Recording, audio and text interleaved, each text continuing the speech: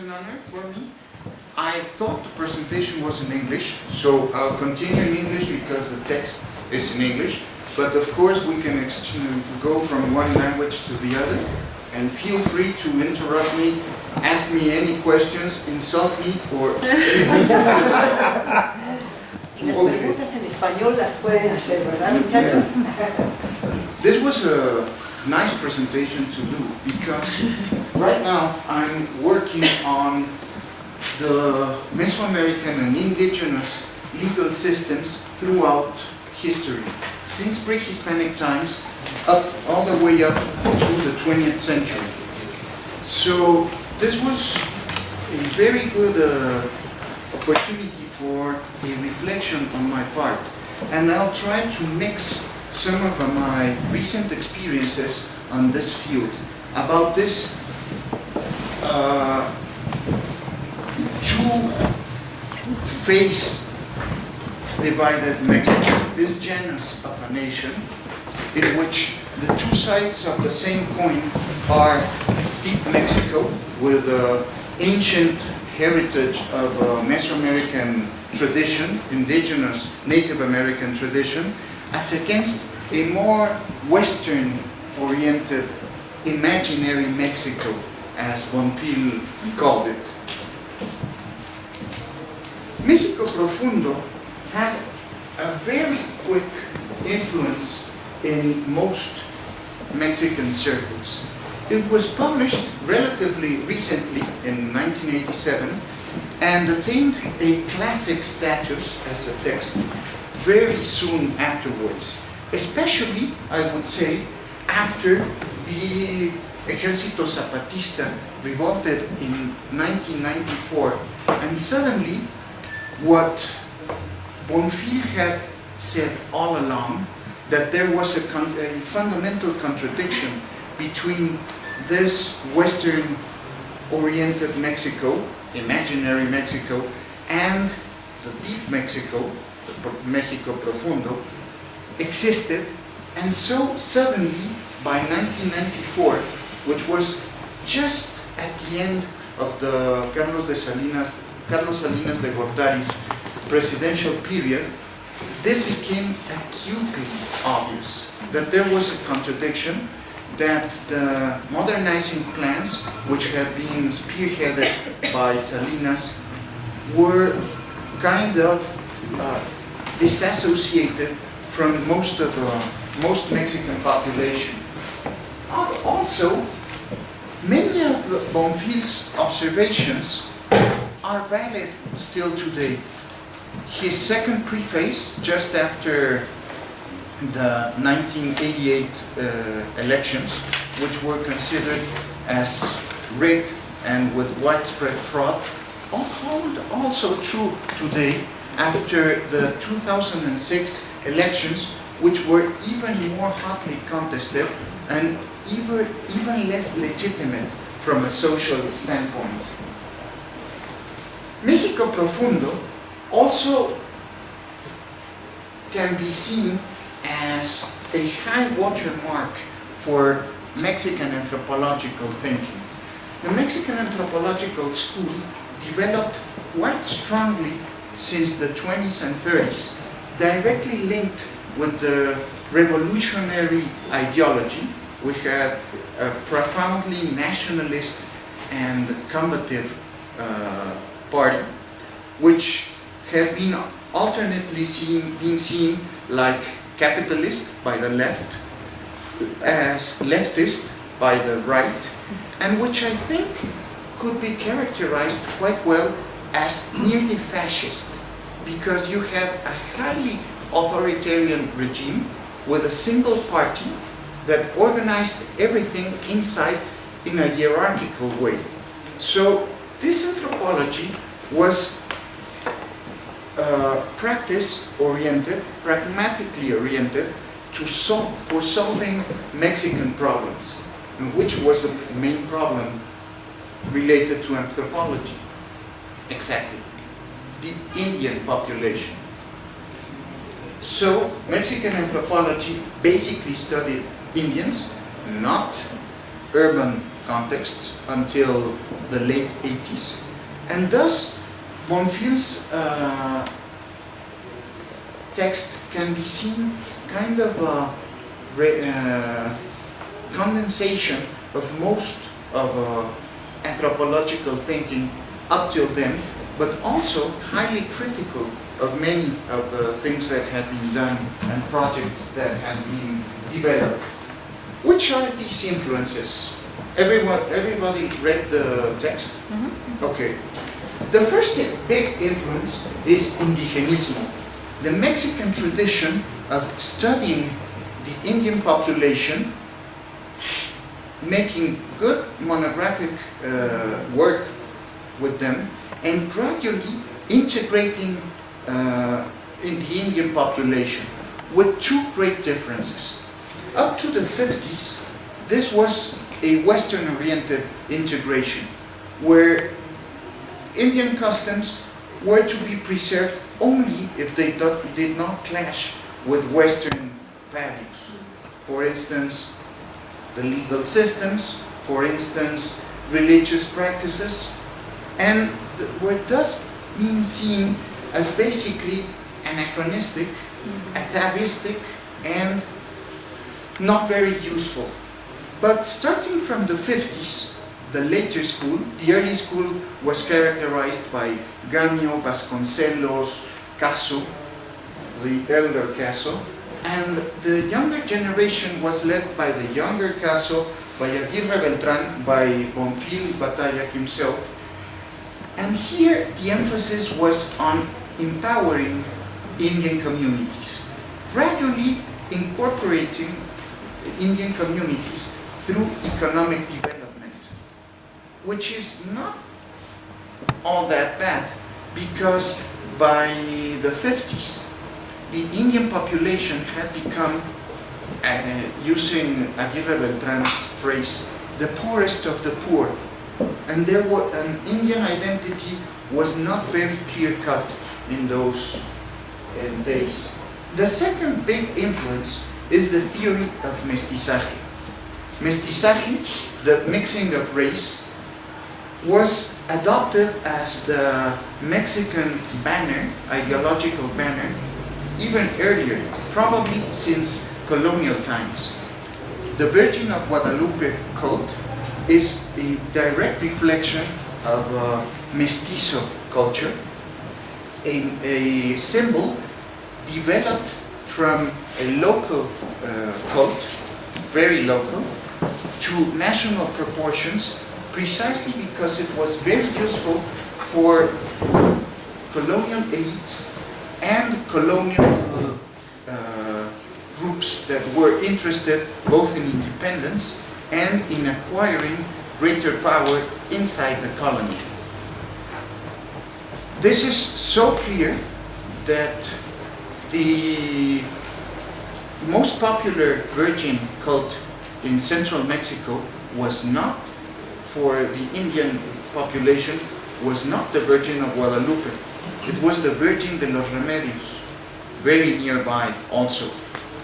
And the clash became so acute that during the independence movement, the insurgents fought with the Virgin of Guadalupe as a banner, and the conservatives or royalists fought with the banners of the Virgen de los Remedios, and each one shot the other one. Whenever they captured standard, they shot the other Virgin. So this was quite clear for early Mexicans. Of course, this marks a very different approach to race and race relations as compared with Argentina, the US, or even Brazil, which have very different outlooks. Mexico, based on a big percentage of Indian population, when the independence was attained, it was about 85% Indian population. Today it is between 10 and 15, depending on who's counting and how they're counting. more about this later. But the idea was to make a single unit, national unit, by considering everyone equal. But as Bonfil rightly points, and to use Orwell's original formula, everyone is equal, but some are more equal than others. The third important influence is the idea of a deep Mexico, of something more profound that is at the base of Mexico, and that most Mexican cultural, political, and economic manifestations and phenomena are really masking a deeper reality. This deeper reality had been studied since the 19th century, and some of the most important works include Samuel Ramos, Rodolfo Usigli, and of course Octavio Paz's El laberinto de la soledad, which are all essays destined to explain this contraposition between different cultures, and also how Mexico is really faking it. Usigli would say faking it, el gesticulador, acting as another character. Of course, there's another side to México Profundo. It is well written, very easy to read, and thus is quite apart from most anthropological books, especially archaeological books, in which my colleagues basically describe a series of sherds or stones, and thus are not read by anyone, let alone the general public, but even specialists can hardly swallow an archaeological report. This sets it apart completely, because like Laberinto de la Soledad or Ramos's work, it is very well written and thus had a big impact upon its readers. Who's Guillermo Bonfil? He was born in 1935 and died very young in 1991, when he was probably at the peak of his capacities. He studied anthropology at the National School of Anthropology, where he also taught, and worked all his life both at INA, Instituto Nacional de Antropología, and as a public servant, director of a series of institutions. The most important was probably his founding of the Museo de Culturas Populares. Academically, he was a bit apart from most of his colleagues. Most Mexican anthropologists, even the most famous ones, began by producing a series of very focalized monographies, local monographies, and then gradually escalated towards political interpretations and applying the greater anthropological knowledge towards solving specific national problems. This would be the case with Alfonso Caso, with Gonzalo Aguirre Beltrán, but Bonfil liked theory, and he was also highly critical from the start. If you see here, even his early publications have already the seed of social critique and academic criticism also. As you see here also, many of his ideas as ethno-development and cultural control especially were present in his earlier articles and books. By 1987, México Profundo was his first big synthesis of prior work. He was also always worried about the problem of praxis.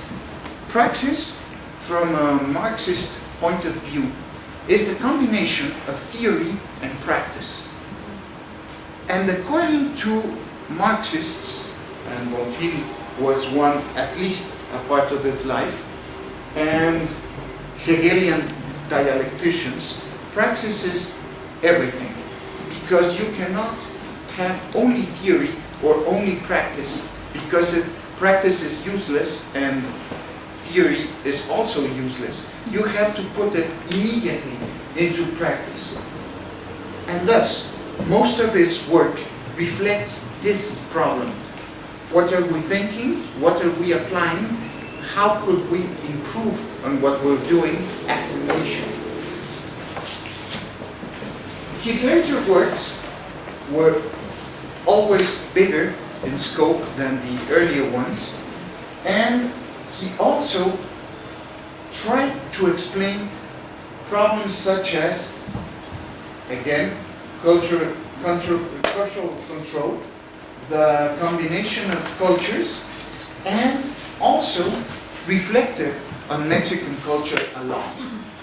As I said, probably his most important post was being founder of the Museo de Culturas Populares, which under his guidance was a fantastic museum.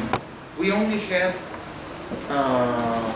traditional museums with showcases with very little educational purpose, and Bonfil exploded in the Museo de Culturas Populares.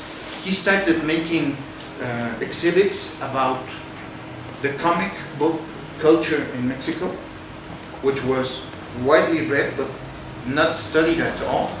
And what he made was transform the whole museum into a huge showcase for comic books. He covered with comic characters every single wall, but each had a different setting. So one was destined only for lucha libre, for wrestling, and the heroes of wrestling. He combined it with radionovelas, with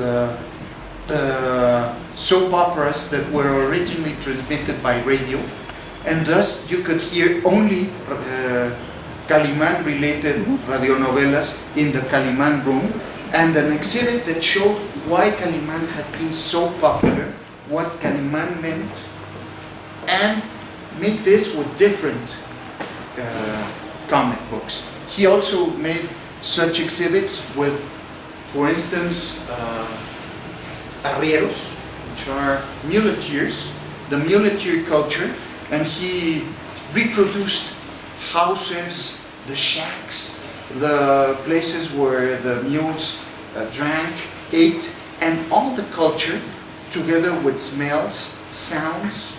He was a pioneer in that sense in Mexico. He had great exhibits such as those. He also made Dia de Muertos exhibits, really big exhibits. So he was very, very conscious of media being fundamental towards the transmission of a new Mexican anthropology. Always practical, always problem-oriented. The México Profundo was divided in 3 separate parts by Bonfil.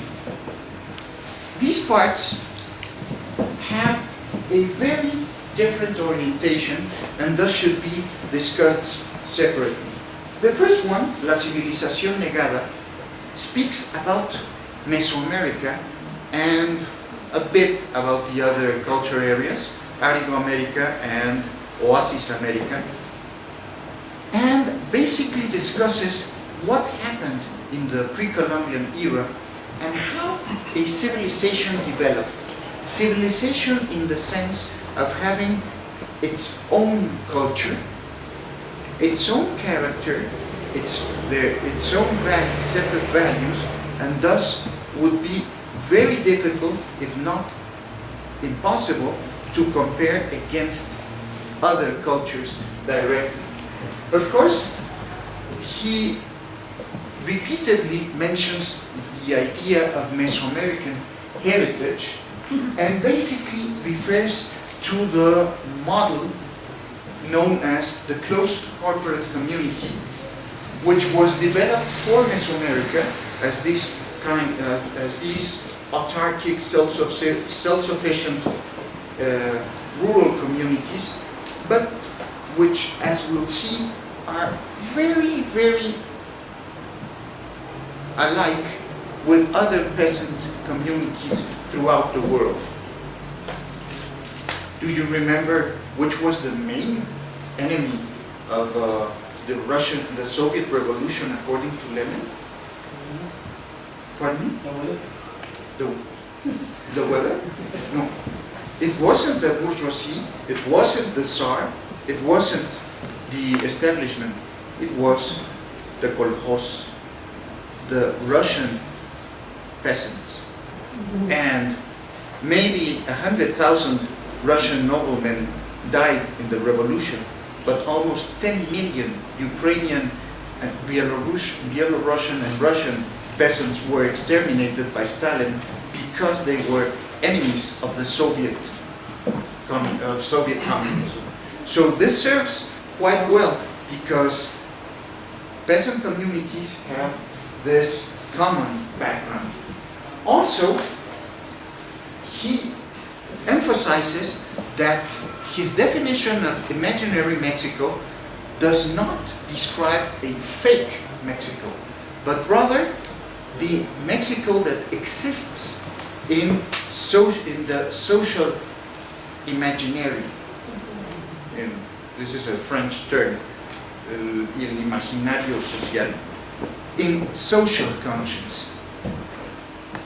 The second part, cómo llegamos a donde estamos, how we reached where we are right now, is a study of the search of the true model, of the true culture model, and how one, imaginary Mexico, tried to transform itself into a hegemonic culture and dominate and gradually stamp out deep Mexico. Why does this history start with the conquest and the colony? This is easy because prior to the conquest there were no Indians. There were Teotihuacanos, Aztecs, Tepanecas, Chalcas, Mayas, and all were human, but there wasn't any Indian category. So Indian is a concept directly linked to the conquest. It implies that Indian is different to someone else being, in the 16th century, the Spaniards, then their descendants, then the criollos, then the mestizos, and gradually all against the Indian.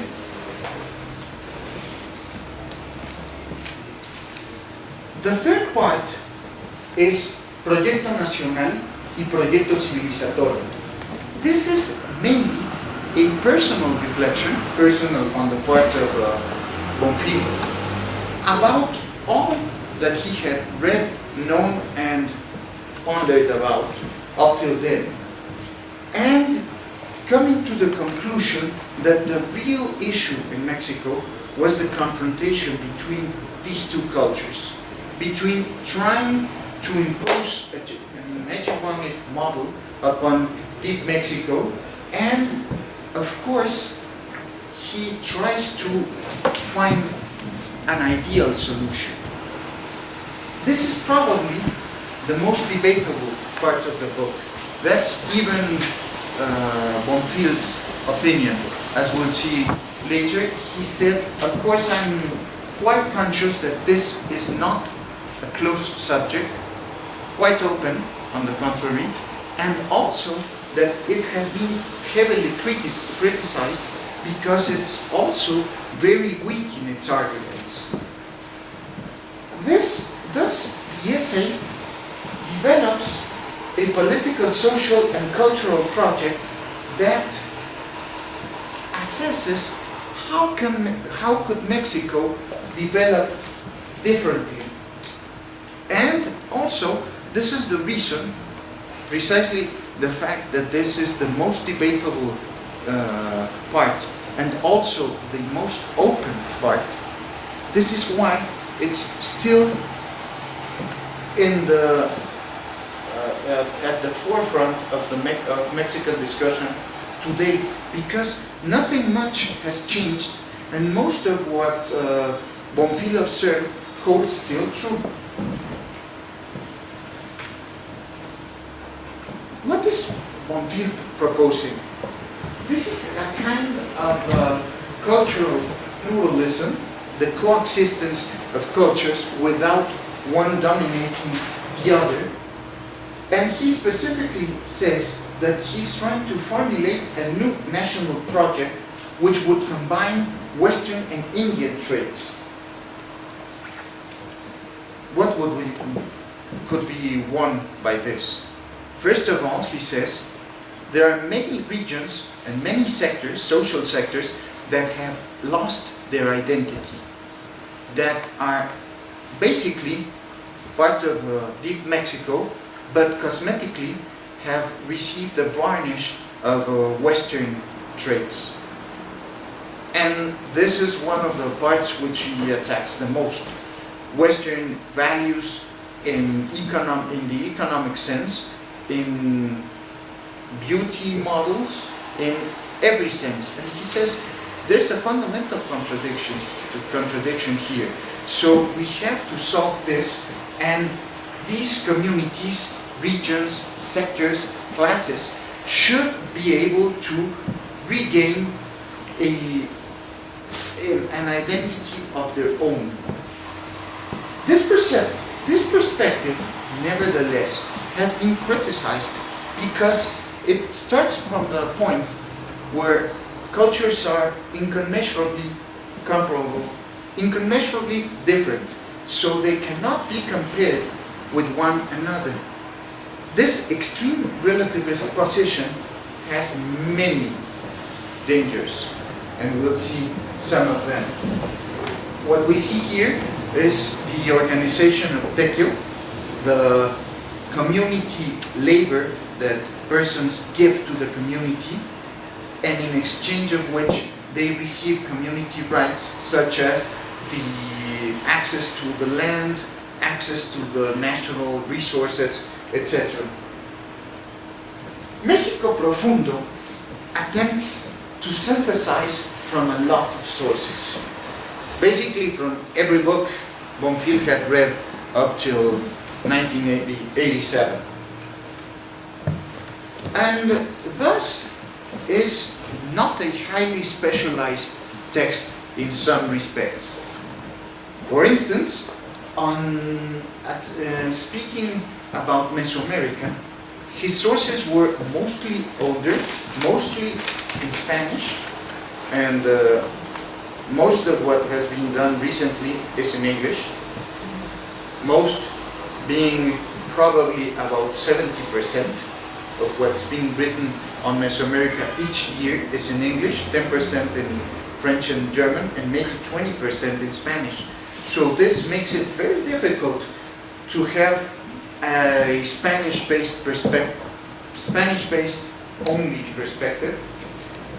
And here we see a series of problems. For instance, now we know that Indian societies were far more complex and socially differentiated than what Bonfil assumes. Bonfil assumed there was a ruling class and a peasant class. Here in this second model we have a four-tiered model.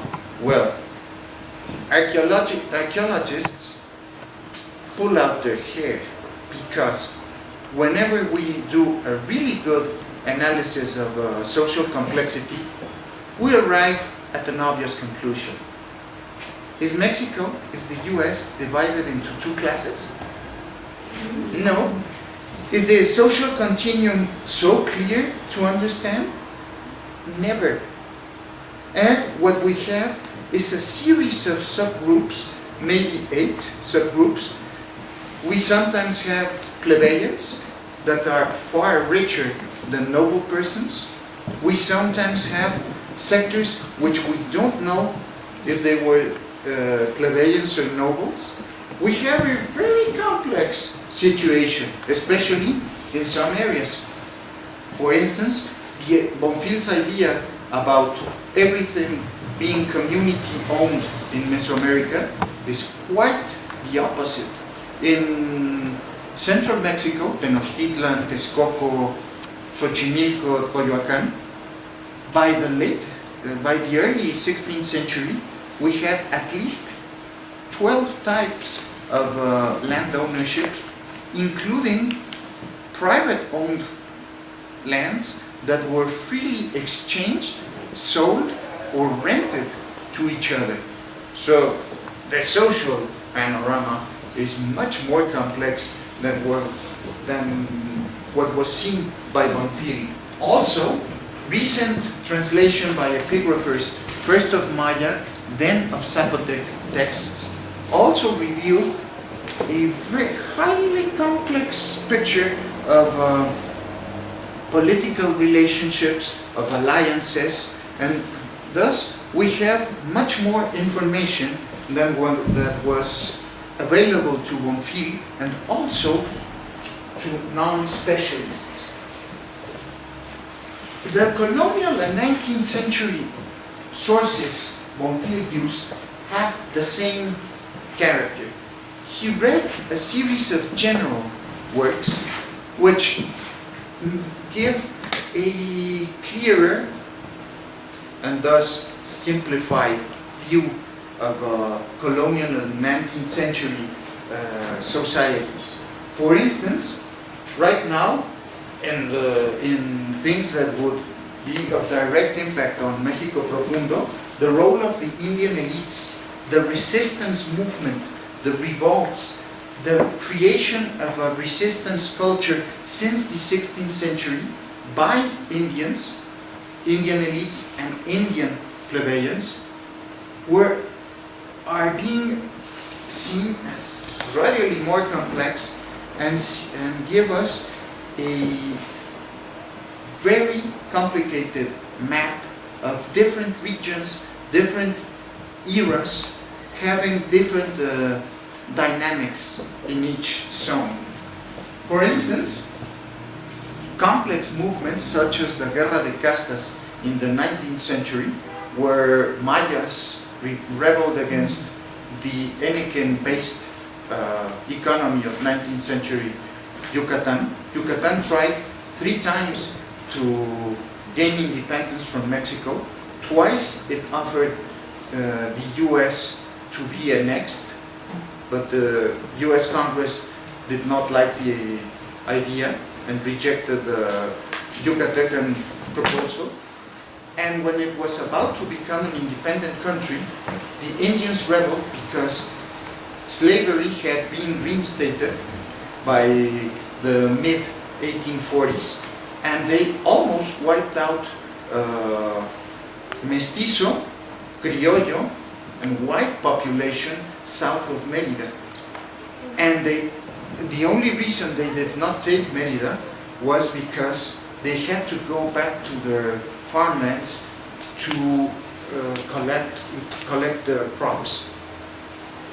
The current state of Quintana Roo, where Cancún is, was basically the territory of the free Indians, of the Cruzot, the people of the cross, and was an independent country up to 1904. So it was independent for about 60 years. And even today in Cancún, many cofradías and groups of masons and workers still have rituals for the Holy Cross, which spoke to them and told them to kill the whites. So, far more complex than what that was seen by Bonfil. The ethnographies and interpretative anthropology used by Bonfil is a very good reflection on Mexican anthropology. But he left out, very curiously, I don't really understand why, most of the ethnography made by Americans, which is usually more problem-oriented, less monography-oriented, which is highly descriptive, and more problem-oriented, and are usually absent from his references. Even so, here comes another contradiction. Bonfil mainly alludes to indigenista monographies and work, and in turn criticizes savagely indigenista priorities and objectives. So here comes a new and complicated problem. Summing up, the reason México Profundo has had such a big influence was that it is the work of a first-rate anthropologist who is rounding up the knowledge gathered in 60 or 70 years, but also leaves out the academic framework, which makes for a difficult and boring reading, and thus makes for a literary essay. It also focuses on a single great idea, the confrontation of cultures, and thus has a single line of reasoning which can be followed through very easily. It discusses a series of problems from this point of view and is very easy to read, and also, as I mentioned before, it came out just before the Zapatista revolt, so it was very useful for people to understand, for most of the academics and non-academics to understand why the Zapatista movement. As you see here, most of the books I'm mentioning or illustrating by Bonfil are always the solution to a problem, like this diagnosis on the hunger problem at Tzutzal, Yucatan. As you see here, it's always the practical application of anthropology. What are the main concepts or the more useful concepts in Bonfil's work? Desindianización, you remember the word? Desindianización meaning the de-Indianization of the Mexican Indian population. This desindianización is basically a cultural problem, not a racial problem.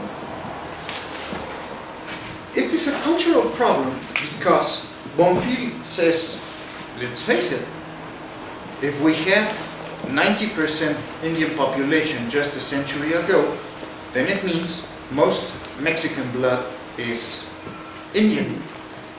Here he clashes with more modern anthropological perspectives, which are based on the idea that identity is chosen, not blood related.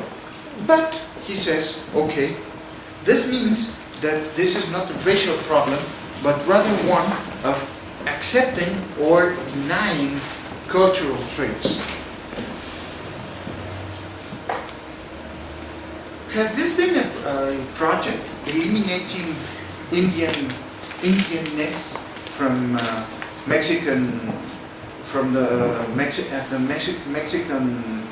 state? Has this been a project since long ago? Yes, he said. Since the 16th century, the idea was to eliminate the most important Indian elements. First, the kingship, of course. Second, the religion. And then gradually to stamp out Indianness since this moment.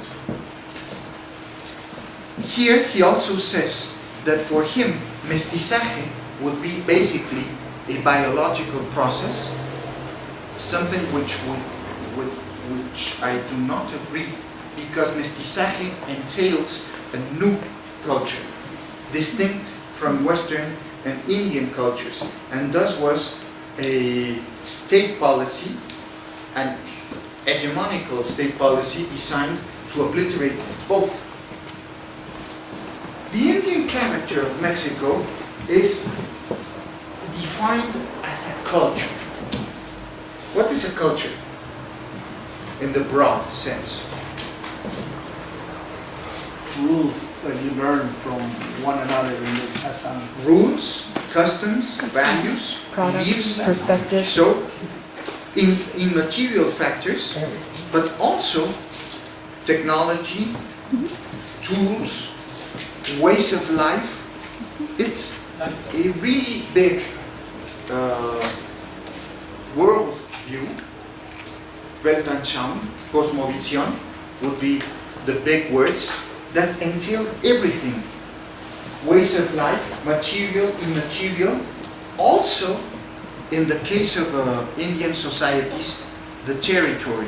But the territory as seen from an Indian perspective. What's your perspective on territory? The borders. Borders? Yes. A territory is a series of borders that limit something which belongs to us. Is that the way the Indians defined it? No. How was it defined? Earth belongs to everyone, and we share it. And we have a personal relationship and community relationship with Earth. Thus, we have to be in balance. This is one of the main axes of Indian thought. Balance or equilibrium between Earth and humankind, in which the territories are basically those places we use and dwell upon. The places are useful, yes.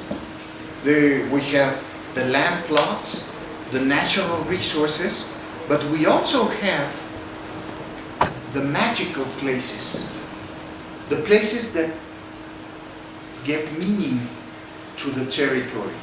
So the territory needs not to be clearly defined by borders, but can be quite ample, even non-contiguous. Does this pose any problems for you? And contradict Western? Do you think of any example where we could have a clash over this? Right now, the Wixárika people of Huichol, also known as, have a great pilgrimage from the state of Nayarit, which is in western Mexico, all the way up to Durango. But that's their territory, and they make a pilgrimage to a specific desert where they consume peyote and make religious ceremonies. And peyote territory is about to be wiped out by the construction and exploitation of mines. And of course, nobody in the Mexican government considers logical that Huichol live here, and 800 kilometers east they have another enclave which is basic for their culture. Another example, where was Tenochtitlan founded?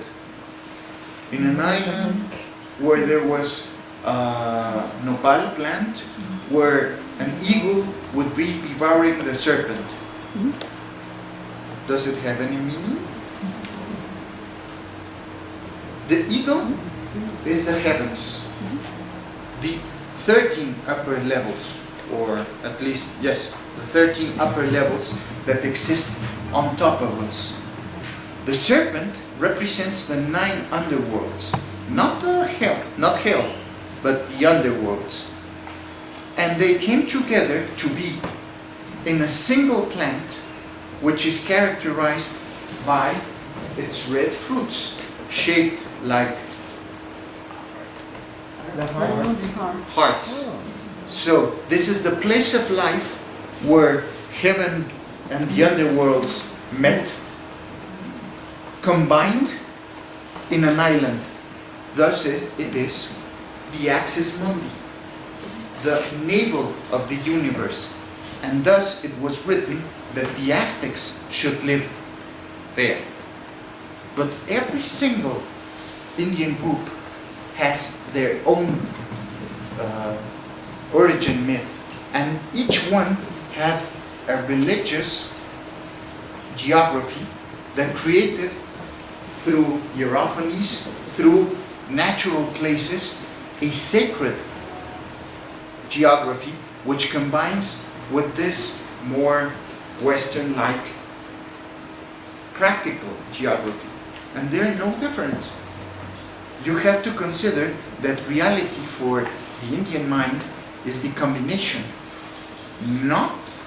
There's no separation between material and immaterial worlds. This is a chair, but the chair also has a power inside, which... Energy. Yes, energy, yes, could be an energy. But there are two separate realities, completely different in their own worlds, but reality is the combination of both. Let me give you an example. Time. Can time be seen? Time is a dimension of reality. Yes. Could we see time? Yes. Which time can we see? The seasons. The seasons? The moon. Can we see the seasons? Yes. No, we can. Not as in winter, spring, autumn, and fall. As in the northern hemisphere, but in tropical hemispheres, basically a wet season and a dry season. Rainy and dry. Exactly. Would this be useful to know when it's going to rain? Yes. For an agricultural-based society, it's fundamental. So this is a part of reality, of course. How much does this time measure? 6 months. A year. A complete cycle. Did the Mesoamericans have any notion of a year? Yes. How precise? Yes. More precise than any Western calendar up until the atomic clock. 364.8 point something times something times something. Okay. But this is ruled by, this time depends on the sun. Because they believed Earth was flat and the sun Goes around. went around, came around. That was what made the seasons. But there's another time. If this is the sun, then it is light, it is heavy matter, it is the time we can measure because we see it, because we sense it. It's a masculine time, it's warrior time. Which other? Moon. The moon. The moon would be dark, damp, female time. Is there any moon year? Yes. Month. Yes, The month. the moon. The lunar month. The lunar month, which for the Mesoamericans was organized into 13 months of 20 days each, because the moon does not follow the very same cycles. Okay, 260 days. And this was used for, Religion. this is the religious calendar, the Tonalpohualli. When the newborn was taken to the priests they read his future, or her future, in the Tonalpohualli. According to the day he was born, or she was born, his future would be more or less like this. Not deterministic, but as in Western astrology, let's say a path which would be followed. For instance, in the month of the rabbit, the woman born in the month of the rabbit, how would she be? What's the character of a rabbit? Shy. Fertile, Fertile, shy, shy. but also talkative, hardworking, very energetic. Okay, now, here comes the important part. If you teach and raise very well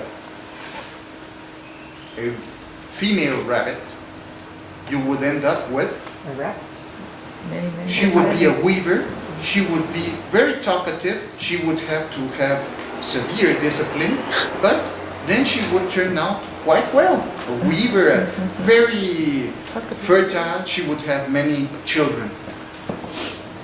But what would happen if you had a not very good education and you didn't raise well enough your little female rabbit? She could go astray. She would become an Awillani. She who gladdens men and then charges for it. Okay, but is this time for Miss America? Two separate calendars? No.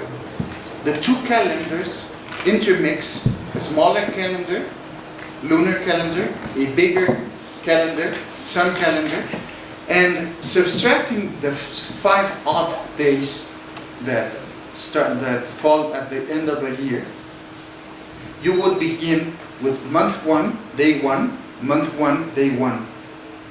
How much time would elapse before the circles, the wheels would turn and start again at 1, 1, 1, 1? 52 years. That's why reality is made up of both light matter, substance that cannot be seen but can be perceived only by the kings, by the priests. But what would be the explanation for a 260 day-long calendar? The best explanation I've read, and you can formulate your hypothesis because nobody knows for sure, by the late Linda Sheedy of Texas, University of Texas, is that 260 days is the mean average between a woman noticing she skipped her period and giving birth. Exactly. The process that occurs but cannot be seen and which can be derived only later. Life pertains to the sacred calendar. As you see here, can we compare directly Western notions of time and Mesoamerican Western notions of time and now derive it towards other things? Territory, politics, technology even. The birth of the Indian thus was created by the conquest. The Spanish conquest was violent, meant directly the imposition of a new ruling class upon the Indians. This was quite logical from the Spanish point of view, not from other points of view. If you remember, Dutch, English, and even French colonial models did not follow this same pattern. But the Spaniards found empires already developed. So what they did at first was basically to replace the rulers with themselves This was so clear that in Peru, Pizarro, who had not more than 300 or 400 conquistadors with himself, married 200 in a single ceremony with the 200 highest born available Inca princesses. So, the Indians considered this basically a replacement of the old elite. This was quite common. Were there any conquests in pre-Columbian Mexico? Yes. These were warring states. Each had conquered the other time and again and again. Big example, the Pure, also known as Tarascos in western Mexico, Michoacán, speak the language of the ruling elite. But it is not related to the Aztec, Maya, or even Huichol groups. It is a near cousin of Quechua. And Quechua is spoken in Peru. Peru.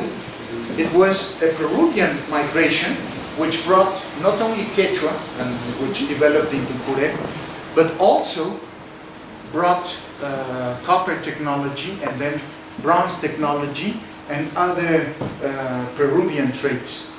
Pre-Inca expansion was so big that, do you know which is the sacred bird of the Taino? Tainos inhabited Cuba, Puerto Rico. Condor. The sacred bird is the condor, and there isn't a condor in 8,000 miles. This expansion was very clear, but also Indian relationships were very clear. The Pure, or Purepecha, called themselves that. They were called Tarascos by the Aztecs. Tarasco would be a nice term, my friend, my ally, my revered one. No, it means my brothers-in-law, meaning those who lend us as their sisters. And that's the kind of really good relationships and respect each culture had for the other one. Gradually, what happened with the transformation of Indians into a single category was that Aztecs became Indians. And they said, I was Aztec. I conquered everyone else. The Tlaxcaltecas said, for centuries, I held the crown. I'm an ally. I'm not even a vassal to the king. I'm an ally to Spain. So I should receive privilege. What happened was that these differences gradually were obliterated, and the Indian became a single category. And as a single category, they were gradually displaced by the newer groups. First, the newcomers, the conquistadors, then a second, the newcomers, then their offspring, then the combination of criollos and Indians into mestizos, and gradually became more and more diluted, losing their elites in most of New Spain, losing their rights, and everyone tried to defend them, but it was impossible. Tlaxcala fought against independence because most of Tlaxcalan Indians believed they were allied to the king of Spain and thus would be treated just like allies. Of course, this didn't happen very often, but this didn't happen any place, anywhere. It is thought that Canada retained its independence and was not conquered by the US, basically because the Iroquois defeated the Americans. And Canada's and the British kingdom price to the Iroquois was letting the Americans kill about 90% of their total population and taking away all their heritage lands. So, good advice to the Indians, do not ally yourselves with the whites. This derived gradually into first a corporate definition, and in the 20th century to a class definition.